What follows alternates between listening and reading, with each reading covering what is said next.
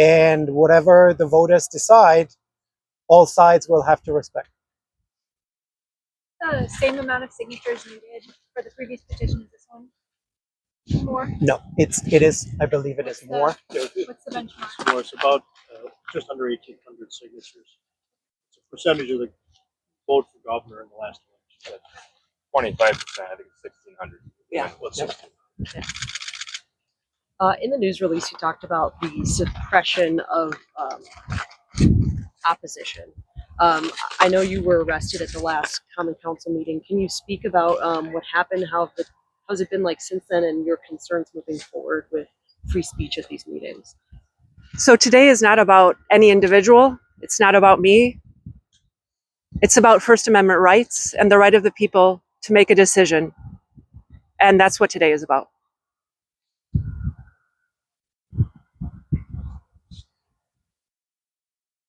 Why now? Why file this today, not a month ago, not a month from now? Because we believe that there is growing evidence that citizens are being ignored. And we believe now a point has been reached where we say enough is enough. And I think Mike Beester, who's been involved with this for a much longer time, can attest to the fact that this project has been downplayed to the people. And we believe it's been downplayed for too long. And I wholeheartedly agree with the sentiment of your question. We should have done this earlier. I think the media visual of citizens of Ozaukee County being let out of a Common Council chamber in handcuffs was stunning to not only this community, certainly Mequon, Cedarburg, Grafton, throughout the county. It's something we don't see in our community. And it opened the eyes of the people to understand that our governments work for us. But when our citizens are being let out, dragged out in handcuffs by sworn officers that are sworn to protect us and serve us, that suggests there's a problem with the administration that needs to be addressed. And the buck stops at the mayor's desk. That's the problem. So I think this timing is very much related to the optics of citizens appearing before a Common Council meeting to express their opinions. And these are important opinions. And being let out in handcuffs is something this county cannot tolerate. The state cannot tolerate. Is there someone else that you all have in mind to run the city in place of Mayor Ted?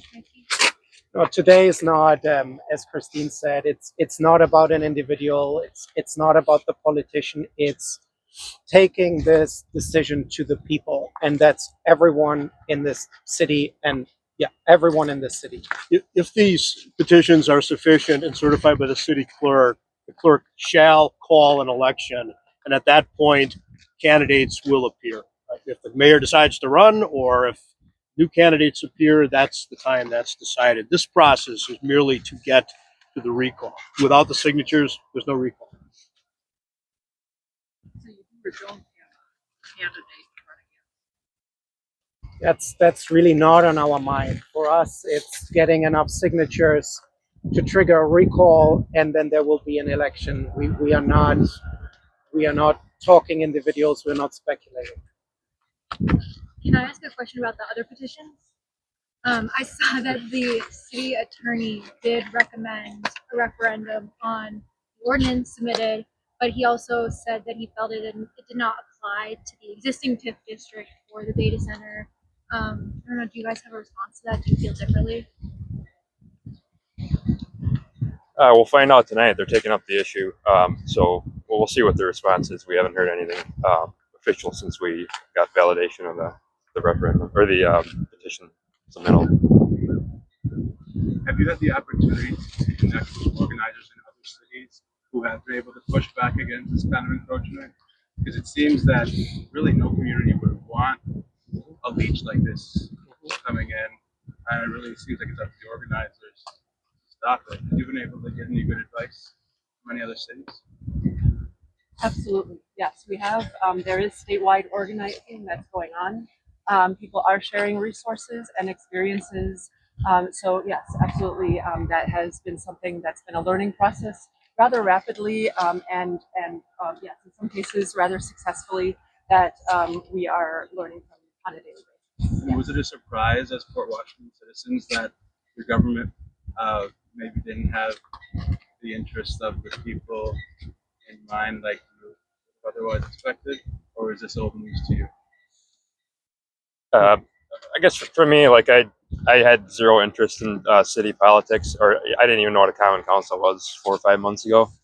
So yeah, I was very surprised that people's voices weren't more listened to. That's just my perspective. And I mean that is the beauty of what maybe happened.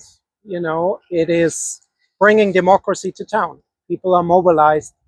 People are forming their opinions, and whatever the outcome of the petition, politics will not be the same in this town. And that's already a beautiful fallout from this. Yeah, also having grown up here, this is something I never would have expected from this town, from this region. Precisely. It has come as a huge shock. I also never particularly engaged. I did follow local politics, but I never was particularly overly engaged. Aside from remaining aware, so this has come at a huge shock because, of course, you hear people talking about Chicago, other cities, things like that. People who moved out to this region because they wanted to get away from this type of corruption. And other people who I've spoken to who have come from these larger cities like Chicago are absolutely shocked that this is happening here. And it's opened their eyes to the everyday corruption that is going on in small towns like this one and has been going on for who knows how many generations and years. For your group, was there a particular moment or event where you decided to bring forward this petition? As Dan outlined, so a lot of work goes into preparing this. So I think it's fair to say that's been quite a while in the making. Surely it was probably the discussion behavior during the Common Council meetings, not just the mayor, but also the elder people. They've not been responsive to citizens' opinions. And whatever side you're on here, clearly there is resistance to this.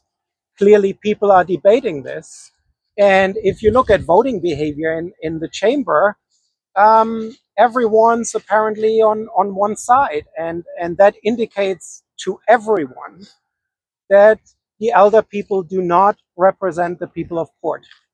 And that should be clear to everyone, independently of what your view is about the data center, independently of what your view is about recent incidences.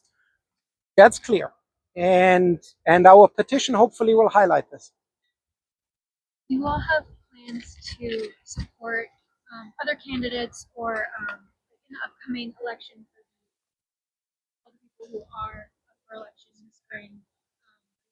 Thinking about putting forth names or supporting different candidates and those. So as I said, we are truly nonpartisan. It's a grassroots organization, and I think we all have very different political views. We will talk with everyone who wants to talk with us, and we want to talk with everyone. I don't really see us throwing our support behind a single candidate because for us it's about the data center, it's about Port. It's not about politics, let alone party politics. I think that's fair. I think, yeah.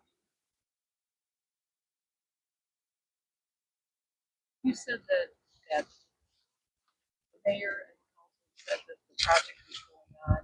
You don't believe that there's nothing that can be done yet. Tell me why you believe that and what you think can be done. Obviously, you want to stop the project. So tell me a little bit about that. Well, I mean, this is just this is just one step in the fight. I mean, there's other avenues. I don't want to get too much into specifics, but no, we tried doing the direct legislation petition.